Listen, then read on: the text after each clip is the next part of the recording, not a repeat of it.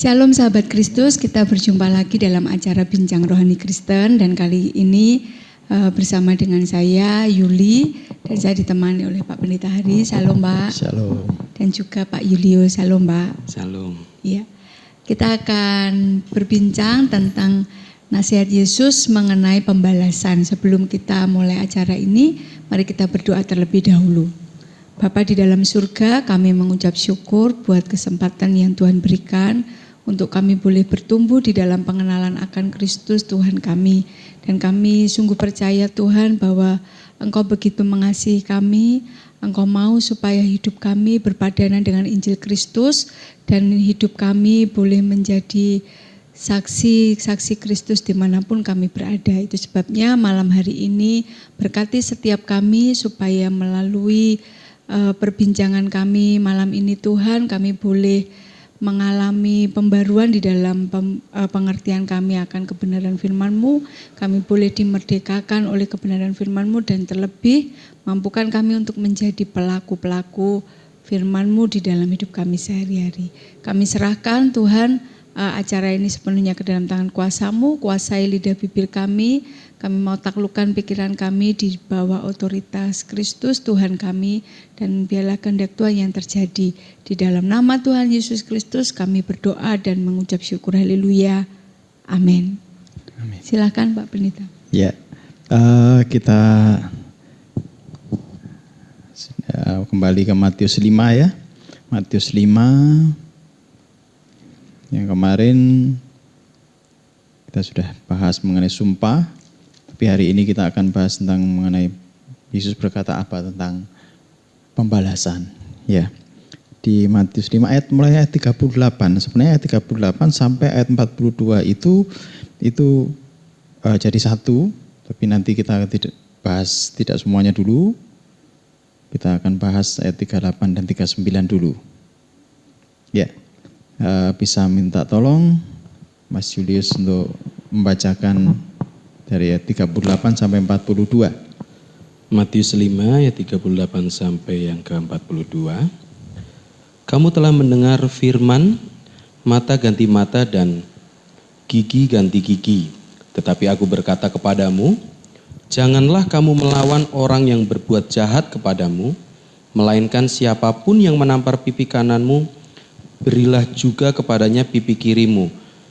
Dan kepada orang yang hendak mengadukan engkau karena mengingini bajumu, serahkanlah juga jubahmu. Dan siapapun yang memaksa engkau berjalan sejauh 1 mil, berjalanlah bersama dia sejauh 2 mil. Berilah kepada orang yang meminta kepadamu, dan janganlah menolak orang yang mau meminjam daripadamu. Ya, secara spesifik ini sebenarnya dari 38 sampai 42 ini satu rangkaian, tapi kita berbicara dari 38 dan 39 dulu. Kamu telah mendengar firman, mata ganti mata dan gigi ganti gigi. Tetapi aku berkata kepadamu, janganlah kamu melawan orang yang berbuat jahat kepadamu, melainkan siapapun yang menampar pipi kananmu, berilah juga kepadanya pipi kirimu. Mata ganti mata dan gigi ganti gigi. Coba lihat di dalam Keluaran 21 ayat 24, ini hukum Tauratnya. Keluaran 21 ayat 24.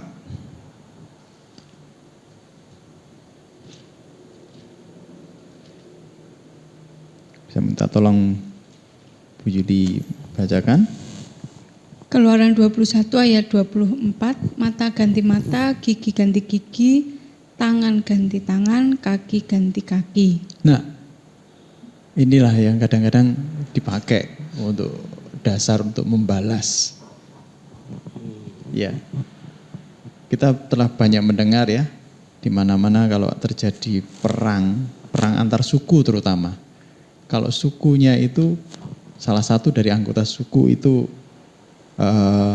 dia terlukai, maka biasanya nyawa ganti nyawa.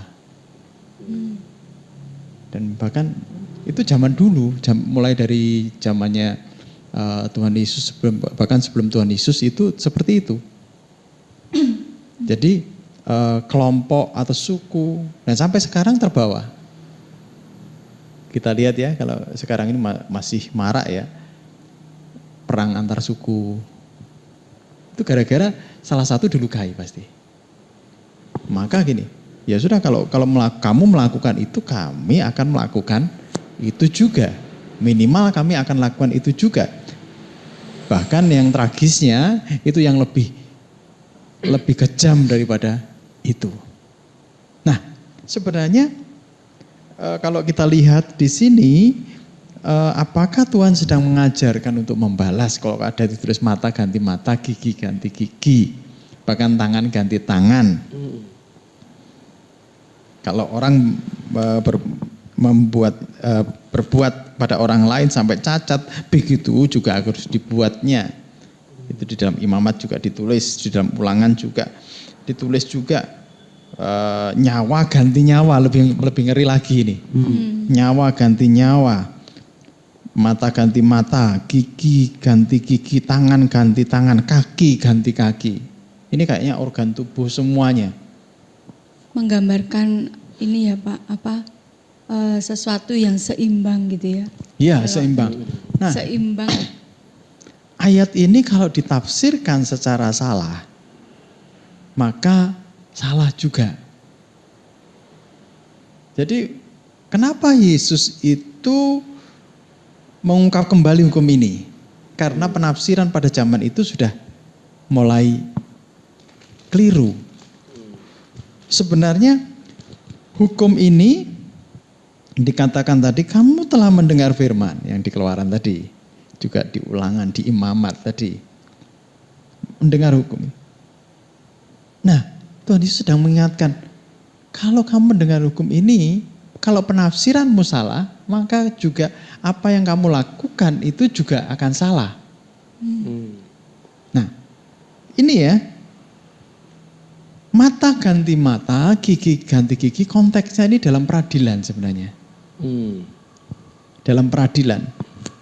Kalau mata ganti mata, gigi ganti gigi, tangan ganti tangan, kaki ganti kaki. Berarti apa yang dilakukan oleh orang itu, kamu nanti kalau kamu melakukan seperti ini, kamu akan mendapatkan balasan setimpal ya sama dengan apa yang kamu lakukan. Makanya kamu jangan melakukan ini. Hukumnya kan ada kayak, sudah ada batasannya gitu loh. Iya. Tapi kalau itu salah ditafsirkan, maka gini, ketika ada orang yang bersalah, untuk melampiaskan dendamnya, maka dia bisa melakukan yang lebih lagi. Ngeri ya kalau mata ganti mata, gigi ganti gigi, kalau ditafsirkan secara salah. Ya. Konteksnya berarti dalam peradilan waktu Dalam itu peradilan pada waktu itu. Ini bukan dilakukan, tapi kemudian orang Farisi dan ahli Taurat itu dia menerapkan bukan di pengadilan tapi di secara personal. Dalam hidup sehari-hari. Iya.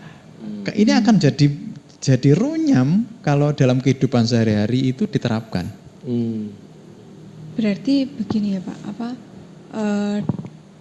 bisa jadi waktu itu kok yang terjadi adalah dengan mudahnya orang-orang di zaman itu memberlakukan mata ganti mata. Dengan mudahnya dalam pengertian mereka melakukan pembalasan begitu ya. Iya, hukum ini sebenarnya dipakai sebagai alat untuk membalas dendam.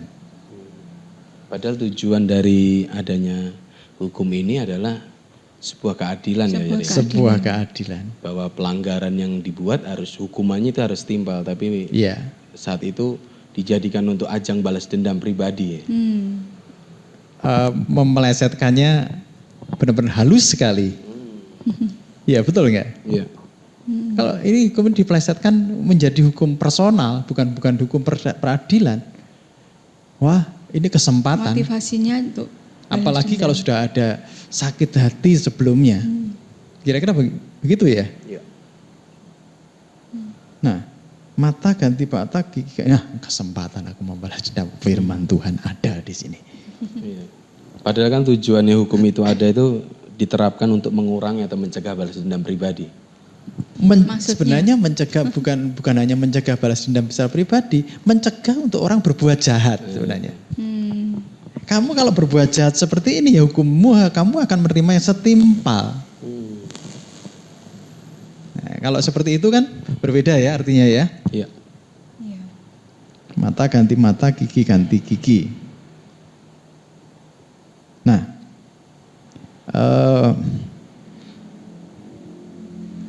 di sini padahal kalau kita tahu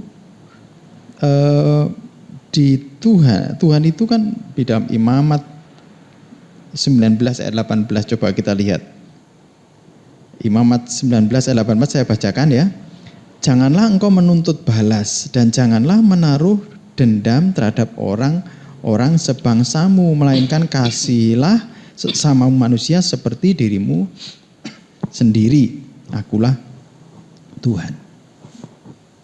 Awal kalau kita salah menafsirkan, maka hukumnya Tuhan itu bertentangan. Pada Tuhan yang mengajarkan untuk kita tidak menuntut balas sebenarnya. Ya kalau kita membaca secara sepintas saja. Wah berarti mata ganti mata, gigi ganti gigi. Berarti boleh dong membalas dendam. Tapi sebenarnya tidak demikian. Tuhan itu tidak pernah bertentangan. Ya. Hukum Tuhan itu tidak pernah bertentangan satu sama lain. Ya setuju ya Mas Yuli ya? Iya. Saya baca gini Pak ya. Prinsip hukum mata ganti mata itu pada zaman itu tuh disebut prinsip lex talionis. Pada dasarnya itu diberikan untuk menyamaratakan hukuman agar sesuai dengan kejahatan yang dilakukan. Dengan kata lain ajaran ini berarti keadilan adalah saat hukuman itu sesuai dengan pelanggaran. Ya lex talionis tadi seperti itu. Iya, tapi pada dasarnya yang terjadi orang-orang Farisi dan ahli-ahli Taurat itu membesar-besarkan. Jadi dia berusaha untuk apa? Masalahnya cuma kecil, dia karena balas besar. Ada dendam pribadi. Ada dendam pribadi, akhirnya sikat habis itu sikat orang habis. Itu. Nah, kondisi seperti itu kalau terus-menerus akhirnya disampaikan seperti terus-menerus dan juga dengan sedikit intimidasi yang dilakukan oleh orang Farisi dan ahli Taurat kan seperti itu terhadap masyarakat. Akhirnya hukum ini salah penerapannya. Tapi mungkin ini ya Pak ya, kalau dilihat dari konteks di sini, rasanya pendengar Matius itu mengerti bahwa mata ganti mata itu bukanlah sesuatu yang hurufiah. Jadi ini dipakai kesempatan oleh orang-orang Farisi dan ahli Taurat saat itu untuk habis-habisan nih sikat orang itu. Karena apa? Karena pada prinsipnya seseorang itu harus mendapatkan perlakuan yang setimpal. Tapi ternyata mata ganti mata ini saat dihukum zamannya Tuhan Yesus itu ternyata kompensasi yang diterima orang yang melakukan pelanggaran itu ternyata bisa diganti dengan sesuatu yang bersifat finansial. Jadi dendanya ganti uang. Kalaupun misalnya hal yang buruk itu bisa lebih fatal lagi, itu dipotong telinganya.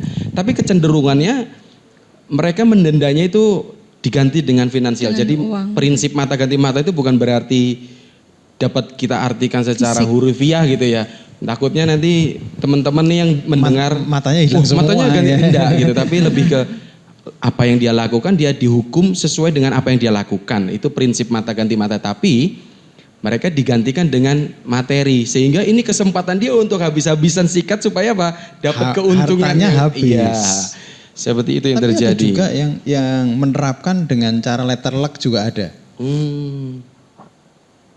Jadi di suatu daerah penerapan ini letter luck gitu. Akibatnya kalau orang mencuri tangannya hilang. Dipotong ya Pak? Potong. Tapi kan salah juga, yang dicuri kan benar barang. Harusnya kembali barang dong. Nah terhadap hukum ini kan kita sudah membahas bahwa sebenarnya Yesus ini bukan meniadakan hukum Taurat tetapi dia menggenapi. Kalau yang tadi kita bahas ini adalah hukum di zaman Taurat begitu, hukum Taurat, ya. Taurat. Nah, apa yang diajarkan Yesus terkait tentang pembalasan ini? Tadi Bu Yudi bertanya, bagaimana ajaran Yesus terhadap pembalasan ini? Yesus berkata jangan membalas. Kalau ada orang yang berbuat jahat kepada kita, jangan membalas. Intinya di situ. Coba lihat di ayat yang ke 39, tolong Bu Yudi bacakan. Matius 5 ayat 39, tetapi aku berkata kepadamu, janganlah kamu melawan orang yang berbuat jahat kepadamu, melainkan siapapun yang menampar pipi kananmu, berilah juga kepadanya pipi kirimu. Ya, siapapun yang menampar pipi kananmu, menampar pipi kanan pasti dengan ini. Ya, dengan punggung. Ini kalau menurut orang Yahudi ini penghinaan yang sangat luar biasa sekali. Biasanya kalau orang dihina, respon daripada ketika orang diperlakukan dihina di muka umum, responnya apa? Ya, refleks Spontan membalas. ya, Spontan balas pasti. Iya kan? Spontan orang pengen balas, bahkan bisa melakukan yang lebih dari itu. Ya. Sakit yang diderita itu lebih bersifat emosional ya. Kan nggak seberapa dibandingkan dengan pipi kiri yang ditampar kan lebih Kalau sakit. mungkin penamparan saja itu nggak masalah, tapi dipermalukan di depan umum itu yang membuat sakit hati. Ya mungkin diam ya, tapi bisa membalas di kemudian hari itu disimpan. Karena yang dilanggarkan martabatnya, Pak. Martabatnya kena. Iya. Padahal sebenarnya tidak membahayakan jiwanya, tidak membahayakan nyawanya. Tidak. Itu poin dari Tuhan bilang bahwa nggak perlu membalas karena tidak membahayakan itu. Iya, karena tapi kalau kita sebagai manusia kan ini bicara tentang harga diri. Harga diri. Iya, betul. Nah, harga diri, ketika harga diri, martabat, harga dirinya diinjak-injak dapat dipermalukan di depan orang, respon orang biasanya membalas. Setuju. Nah, Yesus mengatakan gini, kalau ada orang menampar pipi kananmu, ya jangan membalas, tapi berikan pipi kirimu. Pipi kiri. Itu intinya jangan membalas. Jadi kalau ada orang memperlakukan seperti itu, respon kita jangan balas. Ya. Kalau terus menerus itu ada balas dendam, kita lihat banyak terjadi di mana-mana antara suku dengan suku, dari keluarga demi keluarga, itu akhirnya pecah semuanya gara-gara itu. Pembalasan itu tidak menyelesaikan ya. Tidak menyelesaikan. Karena tadi ya kembali ke yang di awal tadi bahwa jangan sampai sebenarnya ini ada dendam pribadi gitu kan ya. Betul. Ya, jangan sampai ada dendam pribadi. Maka Yesus memberikan hukum, menjelaskan. Sebenarnya ini loh yang ditulis di Taurat, di Perjanjian Lama seperti ini. Artinya jangan kamu membalas. Padahal dalam hidup sehari-hari ini sesuatu yang sederhana tapi nggak mudah tapi untuk tidak mudah dilakukan tidak ini. Mudah. Iya. Karena justru ya Pak ya, mungkin untuk hal perkara yang besar itu lebih mudah dibandingkan dengan hal yang sepele. Karena gini, kalau misalnya kita lihat ya, berikan pipi kiri gitu. Menampar orang pipi kiri itu lebih sakit dibandingkan dengan tamparan di pipi kanan. Karena tamparan pipi kiri itu pakai telapak. Sedangkan tamparan pipi kanan pakai punggung. Itu enggak sakit, tapi harga diri dan martabat itu saat itu ya konteks di orang Yahudi itu sangat-sangat dipermalukan. Dan kita tahu bahwa orang-orang Yahudi itu menjunjung tinggi martabat gitu. Nah, kalau kita dalam kehidupan sehari-hari kan juga begitu. Kalau kita hal sepele. Misalnya, iya. Kalau menyinggung martabat itu bisa langsung reaksinya langsung. Betul. Misalnya dalam ya kehidupan sehari-hari ngobrol dengan teman. Padahal tanpa disengaja ya hal-hal itu terjadi sangat mudah. Mungkin kita nggak langsung spontan Pak, tapi mungkin di dalam hati simpan simpan satu. Tunggu tanggal mainnya. Ternyata ini nggak boleh. Apalagi ini firman Tuhan kan berkata mata ganti mata, gigi ganti. Nah, salah. Ketika salah tafsirnya salah semuanya. Selama apa tadi Bu Juli sempat cuplik tadi ya apa? selama itu tidak Membahayakan jiwa, gak boleh gitu ya. Iya. Tapi bukan berarti melegalkan yang menyawakan jiwa ya Bu ya. Iya, betul. Pak, kalau dilihat seperti ini ya Pak, menariknya gini. Ajaran Tuhan tuh, Tuhan Yesus ya, menarik. Hal kecil seperti ini tuh nggak boleh balas. Tapi kadang-kadang kita nih ya, sebagai manusia yang notabene hidup masih dalam hidup dunia seperti ini. Kadang kita nih nakal Pak. Kok berarti Tuhan nih boleh meng-ACC ya hal itu, hal yang nggak Hal yang bener, tidak benar. hal yang jomplang di dalam kehidupan ini kok dibiarin gitu. Maksudnya kalau ada orang yang semena-mena Kok begitu ya. dibiarin ya? Gimana Pak itu ya Pak kayak gitu ya? Nah, ini dah. Ini kalau kita tidak membalas, berarti kita sedang menyerahkan semuanya itu kepada Tuhan.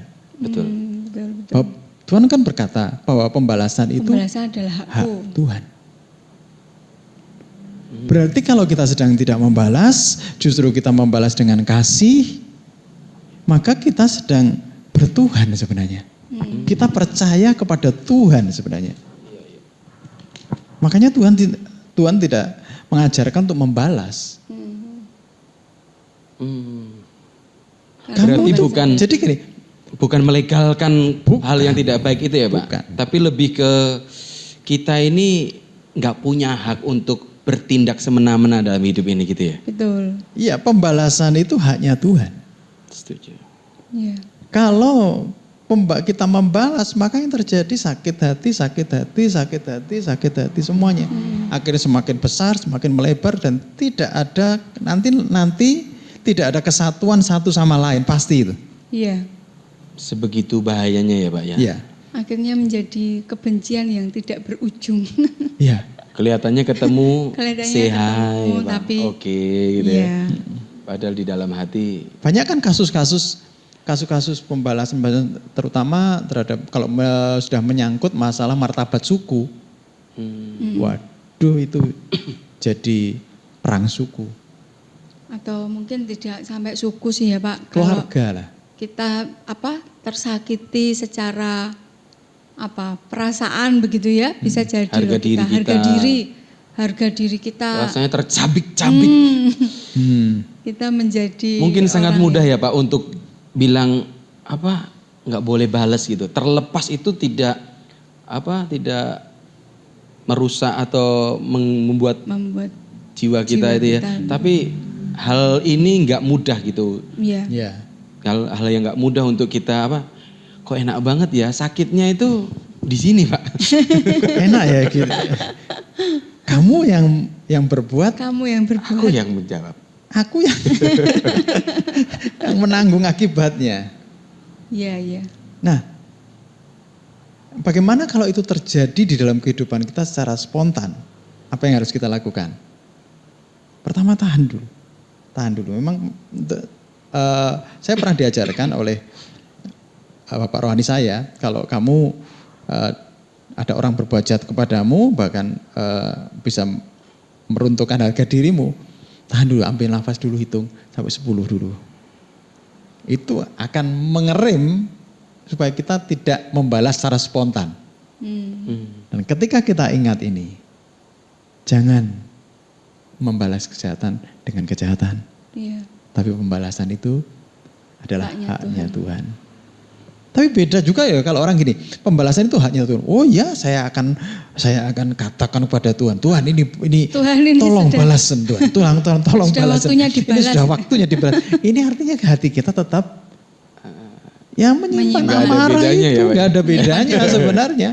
Jadi poinnya di situ. Seolah rohani aja. Seorang rohani tertutup. Apa bedanya sama ahli Taurat saat itu ya? Iya. Kalau ahli Taurat langsung. Itu Dia poin ya, Pak? poin pada hukum-hukumnya. Tapi kita kan kelihatan, kalau seperti itu kan kelihatan rohani. Sudah karena ini Tapi pembalasan. bohong, gitu ya. Tapi Tapi bohong. bohong. Sebenarnya Tuhan dijadikan alat kalau seperti itu. Iya kan? Iya. Iya. Biarkan Tuhan pada tempatnya. Biarkan Tuhan pada kedaulatannya. Udah biar. Iya. Ingat bahwa dengan seperti itu, kita ini sebenarnya menunjukkan bahwa kita ini orang yang bertuhan. Kalau kita bertindak sendiri, artinya kita menganggap Tuhan itu tidak ada. Ya, luar biasa. Terima kasih Pak Pendeta, Pak Julius. Sahabat Kristus, kita bersyukur bahwa hari ini kita belajar bagaimana Yesus mengajarkan tentang pembalasan. Dan satu hal kita pelajari bahwa Yesus tidak pernah mengajarkan kita untuk melawan orang yang berbuat jahat, membalas orang yang berbuat jahat. Padahal kejahatan ada di mana-mana. Nah, bagaimana respon kita sebagai sahabat Kristus yang berkomitmen untuk melakukan perintah Tuhan? Maka setiap kita harusnya belajar, mau belajar untuk tidak selalu terburu-buru melawan orang yang berbuat jahat, bahkan tidak menyimpan dendam sekalipun itu kecil.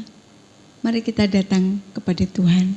Kita minta kekuatan yang baru dari Tuhan menolong setiap kita untuk memenuhi hati dan pikiran kita dengan kasih yang dari surga. Kasih dari surga memenuhi tempat ini. Kasih dari Bapa surgawi. Kasih dari Yesus mengalir di hatiku, membuat damai di hidupku. Mengalir kasih dari tempat tinggi, mengalir kasih dari tata Allah Bapa, mengalir, mengalir, mengalir dan mengalir, mengalir memenuhi hidupku. Mengalir kasih dari tempat tinggi, mengalir kasih dari tata Allah Bapa, mengalir, mengalir, mengalir dan mengalir, mengalir memenuhi hidupku. Mengalir memenuhi hidupku. Mengalir memenuhi hidupku.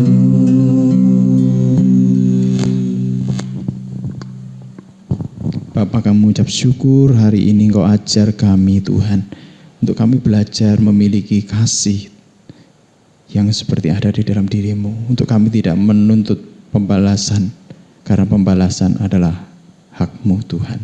Biarlah hidup kami Tuhan, secara realita hidup kekristenan kami menunjukkan orang yang bertuhan.